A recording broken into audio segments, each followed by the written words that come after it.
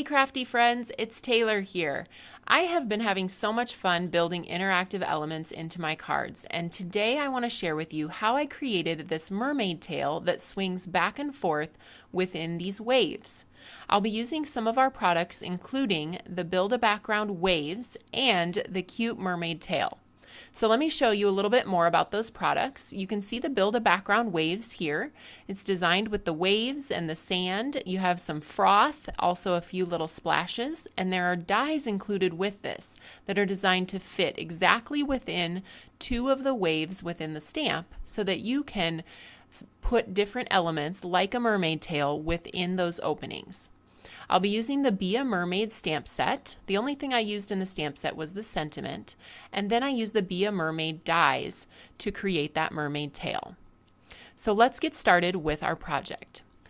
I'll be starting with a piece of sugar cube cardstock. I'm going to place that into my MISTI with a little bit of adhesive just to tack it lightly to my grid paper. Then I can take those stamps and align them onto my cardstock with the sand at the bottom, making sure it overlaps the bottom, and then the waves over the top. You can also vary the amount of space you want between the sand and the waves, but ultimately make sure that your sand and waves are straight across your cardstock. I'm inking the sand with toffee, the waves with confetti cake, and then a little bit of blue raspberry across the top. I've used a blender brush to blend those two colors together so they're not quite as stark. Then I have the wide purple tape that I'm adding so that I can mask off those waves and create the little sunset in the background. Next, I have the little pieces of sand that I'll be stamping in mushroom just to add a little bit more dimension and interest. Then you can see the two dies that come included with the Build a Background waves stamp set. They fit right exactly within those waves. I have a slit and then I have an opening.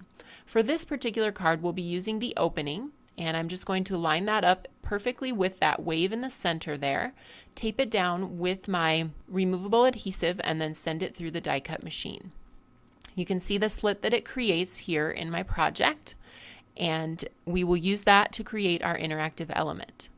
So next we'll be using the mermaid tail dies. I'll be adding a little bit of blender brushing using confetti cake, blue raspberry, and plum punch. And you might notice I have something kind of fun in my hands. You guys are going to see that coming very soon from Tailored Expressions, so keep an eye out for that cool tool.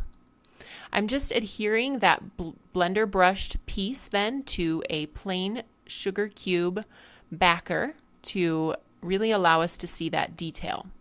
And now we're going to create the hinged element that will keep our mermaid tail swinging back and forth within those waves. So I have our On a Hinge die that was previously released. We're going to put that together with two foam dots stacked on top of each other in the center of one disc.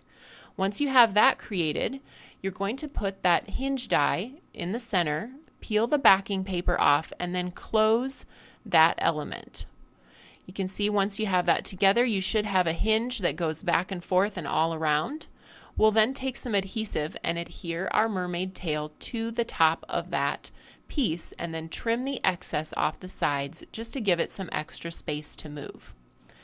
After I put that up through the opening, you can see how that should be working. We're going to take a glue dot then and place that. Once it's right in the spot where we want it, just press your glue dot into place. Now we will build up the area for our mechanism to move. But we don't want our mermaid tail to swing all the way off the side of our paper, so we need to build a well around it to keep it from going all the way to the edge. Once you've done that, you can adhere that to your card base, and you can see that mermaid tail just shakes there within the waves. I'm adding a inside scallop frame around the outside. And on this particular project, you'll want to do as I say and not as I do. Remember to stamp your sentiment before you pop up your panel. I did not here, and it worked out just fine for me, but I know sometimes once you have that foam tape down, it can cause a little bit of problems with stamping your sentiment. So stamp that sentiment before you add your foam adhesive.